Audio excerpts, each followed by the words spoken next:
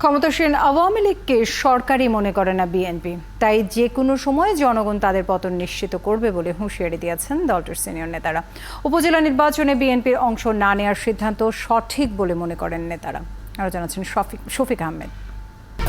1, 2, 3 ঢাকায় জমি জিতে নিন 100% ক্যাশব্যাক সহ 20 কোটি টাকার পুরস্কার। কারাবন্দী বিএনপির নেতাদের মুক্তির দাবিতে জাতীয় প্রেস ক্লাবের সামনে এই মানববন্ধন কর্মসূচিতে বিএনপির নেতারা বলেন, হাইকোর্ট সহ সব সাংবিধানিক প্রতিষ্ঠান এখন আওয়ামী লীগের অধীনস্থ। হাইকোর্ট আওয়ামী লীগ, পুলিশ আওয়ামী লীগ, প্রশাসন ডিসিএসপি, ছাত্রলীগ, যুবলীগ। এটা কোনো দলের লড়াই নয়, এটা এই দেশের জনগণের অধিকারের লড়াই। সরকার উৎখাত করবে, আর ভাই আমরা তো সরকারই দেখি না।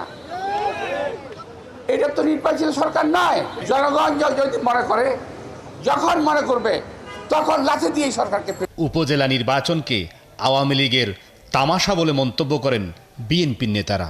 আপনার হাসনাত আব্দুল্লাহ বরিশাল, তার মনোনীত প্রার্থীর বিরুদ্ধে যে থাকবে তার নাকি হাত পা ভেঙে দেওয়া হবে।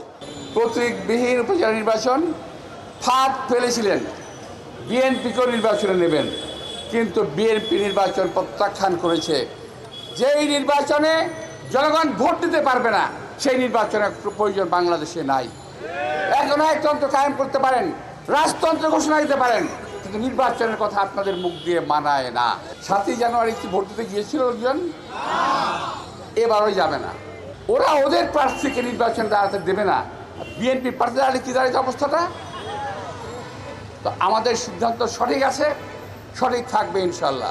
এদিকে দলের প্রতিষ্ঠাতা জিয়াউর রহমানের কবরে শ্রদ্ধা জানানোর পর বিএনপির নেতা ডক্টর আব্দুল মঈন খান বলেন, তাদের আন্দোলন ক্ষমতার জন্য নয়, জনগণের ভোটাধিকার পুনঃপ্রতিষ্ঠার জন্যই তাদের অসংখ্য নেতাকর্মী গুম খুনের শিকার হয়েছে।